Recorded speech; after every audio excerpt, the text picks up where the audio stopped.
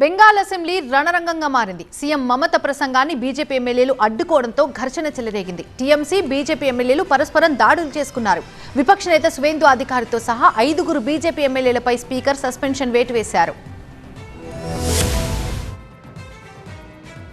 బెంగాల్ అసెంబ్లీలో హైడ్రామా చోటు చేసుకుంది. సీఎం మమతా బెనర్జీ ప్రసంగిస్తోన్న సమయంలో అడ్డుకున్నారు బీజేపీ ఎమ్మెల్యేలు. దీంతో తీవ్ర ఆగ్రహం వ్యక్తం చేశారు మమత. దేశవ్యాప్తంగా బీజేపీ ఓట్ల దొంగతనం చేస్తోందని తీవ్ర ఆరోపణలు చేశారు మమత. బీజేపీ ఓట్ల దొంగ అని సభలో సీఎం మమత నినాదాలు చేయడం సంచలనం రేపింది. విపక్ష నేత సువేందు అధికారి ప్రసంగాన్ని అడ్డుకోవాలని టీఎంసీ ఎమ్మెల్యేలకు సూచించారు. ఓటమి భయంతోనే బీజేపీ నేతలు సభలో గొడవలు చేస్తున్నారని అన్నారు మమత. బీజేపీ నేతలు దొంగలు మాత్రమే కాదు బందిపోట్లు అని తీవ్ర స్థాయిలో విమర్శలు చేశారు. బెంగాల్ ప్రజలకు బీజేపీ వ్యతిరేకమన్నారు మమత. మమత ప్రసంగాన్ని బీజేపీ సభ్యులు అడ్డుకోవడంతో ఆమె మరింత ఆగ్రహానికి గురయ్యారు. దేశవ్యాప్తంగా బెంగాలీ ప్రజలపై దాడులు జరుగుతున్నాయని, దీనికి బీజేపీ నేతలే కారణమని మమత ఆరోపించారు.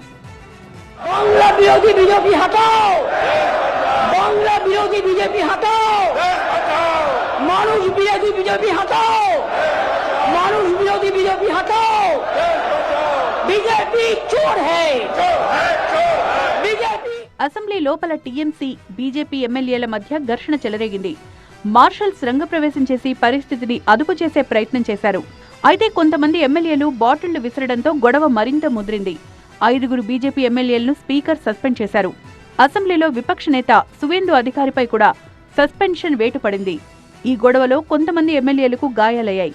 ఈ గొడవలో గాయపడ్డ బీజేపీ ఎమ్మెల్యే శంకర్ ఘోష్ ఆరోగ్యం విషమించడంతో హుటాహుటిన ఆస్పత్రికి తరలించారు. అసెంబ్లీలో తమపై దాడి జరిగిందని ఆరోపిస్తూ టీఎంసీ ఎమ్మెల్యేలు ఆందోళన చేపట్టారు. బెంగాల్లో ప్రజాస్వామ్యం లేదని, ఎమ్మెల్యేలకే రక్షణ లేకుండా పోయిందన్నారు విపక్ష నేత సువేందు అధికారి. బీజేపీ అధ్యక్షుడు నడ్డా కూడా బెంగాల్ అసెంబ్లీలో జరిగిన ఘటనపై తీవ్ర ఆగ్రహం వ్యక్తం చేశారు. సువేందు అధికారితో నడ్డా ఫోన్లో మాట్లాడారు.